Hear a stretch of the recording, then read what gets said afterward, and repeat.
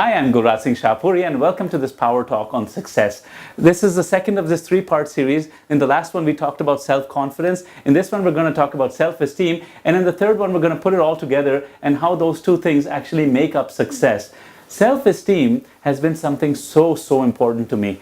I was always told when I was young that, you have low self-esteem. I don't know if I had low self-esteem, but because I was told I have low self-esteem, I pretty much had low self-esteem. That label kind of stuck. What self-esteem meant to me in those days was that self-worth I had, but that's about all I understood about self-esteem. It was a complicated subject, and after years and years of reading about it and understanding what self-esteem is, I describe self-esteem like a three-legged stool.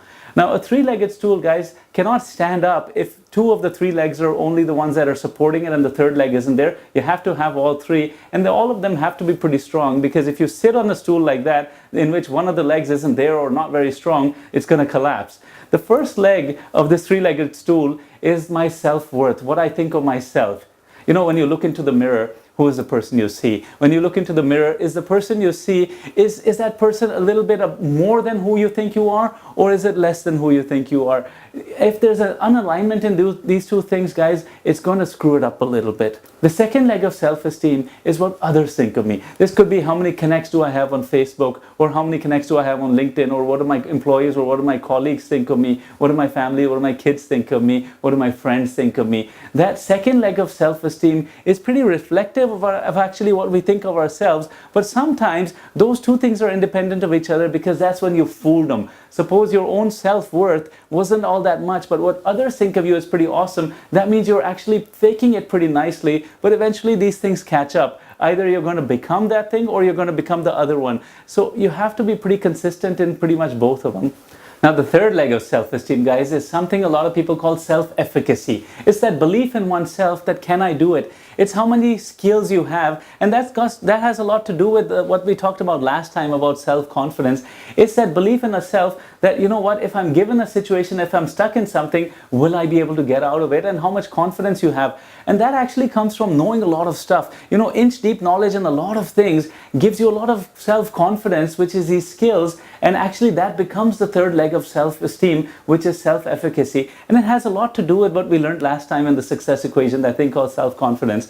I'll tell you, if somebody gets stuck, let's say in a situation where you get a flat tire. And I remember this happened a few years ago. A cousin of mine had come over, and these guys, him and his mom left our house, and about 45 minutes later I went for a walk with my dog, and you know what? These guys were standing outside their car just looking at this flat tire, both of them baffled that what are we going to do. I guess they were a little embarrassed to call me, and when I went down and I said, you know what, let's get this thing done, and I started just taking out the spare wheel, and I started changing the tire. They're looking at me, my God, how do you know this? I don't know how I know this. Maybe I learned it by watching my dad. Maybe it was just something that I'd done a couple of times. Maybe I'd been stuck in a situation where I had to do it and gotten out of it. And actually, you know what? I think I know why I was so confident in it. Because one time we went for a long drive. We had to go out of, I live in Delhi, and we had to go out of Delhi to a small town where we drove. And on the way back, it was the middle of the night. I was driving back, and we were in a minivan. We got a flat tire. So I put on the spare wheel. In about 5 minutes, we got another flat tire. It was the same wheel, because the spare, it was kind of bald, so it didn't last very long. And when I was a bit stuck, and I think my wife woke up and she said, my God, what are we going to do?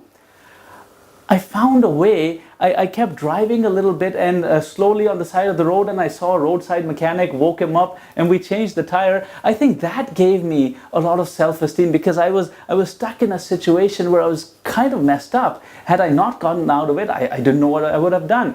I was pretty scared. But every other time in life I've had a flat tire, I've not been scared at all, because I guess I've developed that sense of self-assurance that, you know what, I'm not going to get stuck, because I've been in the worst of the situations. Many years ago, I was in Vancouver. I was skiing a mountain called Grouse Mountain. I was a little kid at that time. I was 14 years old. And I got lost. I got separated from the pack, and I got lost. And everybody went down the mountain, and I went on a run that was way too difficult for a new beginner.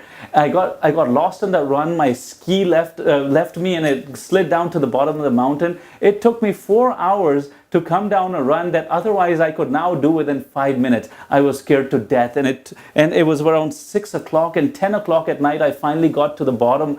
After that, I've never been afraid of just about any run because I've been in the worst situation, and that taught me a nice lesson. And I guess that made me very resourceful, and I got a lot of self-esteem. I guess I got a lot of self-efficacy because of that, because I'd been stuck in the worst type of situation. So guys, once again, the three legs are, the first one is what I think of myself. The second one is what others think of me. And the third one is that self-efficacy and that belief in yourself that if I'm stuck in a situation, can I get out of it? That makes, those three of them make that three-legged stool, and to put them together, that is your self-esteem. Well, thank you for watching the second Power Talk of this three-part series. This one was self-esteem, and in the last one now, we're going to put these first two together, and it's going to be awesome. If you're watching this on LinkedIn or Facebook, guys, make sure you share and like this. If you're watching this on YouTube, make sure you like this and subscribe to the channel. And wherever you're watching, make sure you watch the third one of this series, because that's where we put all this together. Thank you for watching, guys. I'm Gulraj Shahpuri. Take care.